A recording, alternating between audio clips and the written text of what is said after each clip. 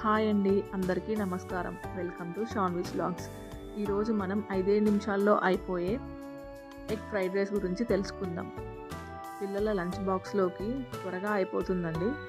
First అయితే మనం stove on చేసి స్టవ్ మీద ప్యాన్ నుంచి 2 టేబుల్ స్పూన్ల ఆయిల్ని హీట్ చేసుకుందాం.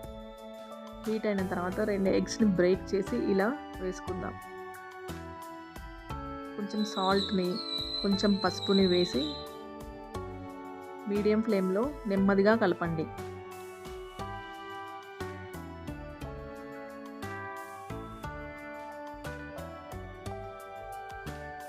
ఎక్కువసార్లు కలపడం వల్ల ఎగ్ పీసెస్ చిన్నవిగా వస్తాయి. సో ఒకసారి కలిపితే సరిపోతుందండి.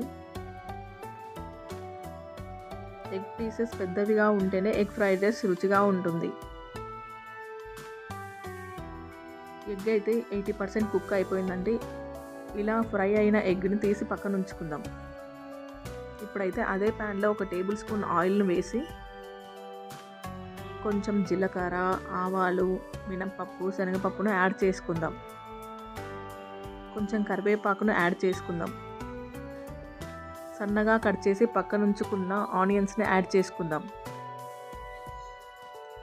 ఇలా ఒకసారి బాగా కలపండి.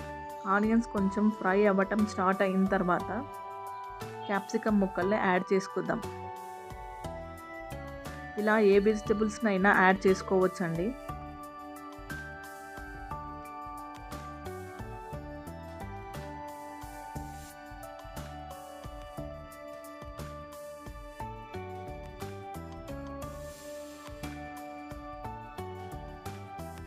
ఈ రెసిపీ పిల్లల లంచ్ బాక్స్లకి త్వరగా అయిపోతుంది.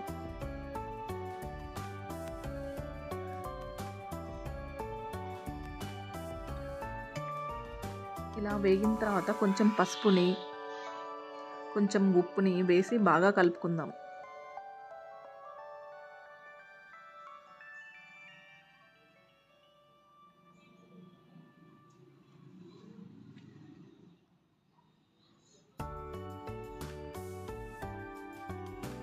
కొంచెం ధనియా పౌడర్ని యాడ్ చేసుకుందాం.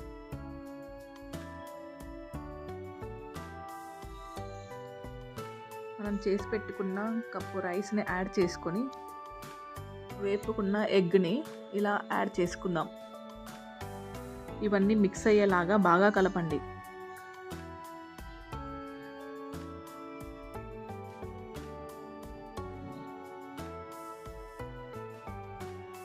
చివర్లో 1/2 లెమన్ జ్యూస్ని యాడ్ చేసుకుందాం. ఒక చిన్న కప్పు రైస్కి 2 ఎగ్స్ సరిపోతాయండి. రైస్ క్వాంటిటీ ఎక్కువ ఉండి ఎగ్ క్వాంటిటీ తక్కువగా ఉంటే ఎగ్ ఫ్రైడ్ రైస్ అంతగా టేస్ట్ అనిపించదు. So egg quantity, rice quantity 2 same ఉండాలి. చివర్లో కొంచెం కారంను యాడ్ చేసుకుందాం. నేనైతే కొంచెం కారంను యాడ్ చేశానండి. మీరు రుచికి తగినంత కారంను యాడ్ చేసుకోవచ్చు. చూడండి ఎగ్ ఫ్రైడ్ రైస్ ఎంత ఎమ్మీగా వచ్చిందో.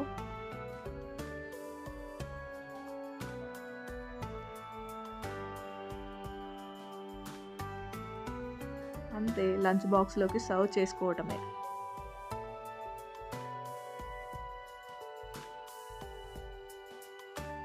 ఈ వీడియో కనుక మీకు నచ్చినట్లయితే please like, share, subscribe. Thank you for watching.